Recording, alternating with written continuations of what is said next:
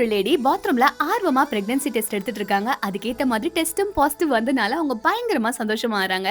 இத தன்னோட ஹஸ்பண்ட் கிட்டயும் சொல்லி அவங்களும் ரொம்ப சந்தோஷமா இருக்காங்க. இப்படியே கொஞ்சம் கொஞ்சம் மாசமும் ஓடி போய் கடைசியில அவங்களோட டெலிவரி மந்தும் வர ஸ்டார்ட் ஆகுது. அந்த நேரம் இவங்களுக்கு பசிக்குதேன்னு சொல்லி பிரேக்ஃபாஸ்ட் சாப்பிட ஆரம்பிக்கிறாங்க. அப்பன்னு பார்த்து இவங்களோட நீர்க்கோட உடைஞ்சு இவங்க குழந்தை இன்னும் கொஞ்ச நேரத்துல இவங்க பார்க்க போற சந்தோஷத்துலயும் இருக்காங்க. அதுக்கேத்த மாதிரி இவங்களுக்கு டெலிவரி எல்லாம் முடிஞ்ச பிறகு அழகான ஆண் குழந்தையும் பிறக்குது. ஆனா அங்க இருக்கிற டாக்டர்ஸ் எல்லாமே அந்த குழந்தை கிட்ட ஏதோ ஒரு குறை இருக்கிற மாதிரி சொல்றாங்க.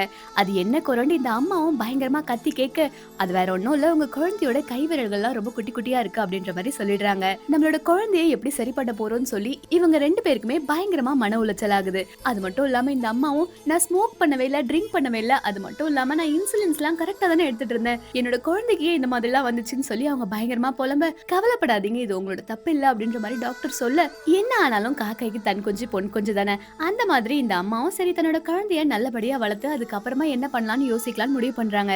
ஆனா இந்த குழந்தையோட அப்பாவோ தனக்கு இந்த மாதிரி ஒரு குழந்தை பிறந்துருச்சுன்னு சொல்லிட்டு அவர் ரொம்பவே வேதனை அடையறாராம். இந்த மாதிரி மனுஷங்களை பார்க்கும் போதுதான் நம்மளுக்கு பயங்கரமா கடுப்பாகுது. அது மட்டும் இல்லாம இந்த அப்பாவோ இந்த மாதிரி ஒரு குழந்தை பிறந்துச்சுன்னு சொல்லி டெய்லியும் குடிச்சிட்டு கடைசியில இந்த குழந்தையோ அந்த அம்மாவையோ அவர் விட்டுட்டு போறேன் அப்படின்ற மாதிரி கிளம்ப ஆரம்பிக்கிறாரு.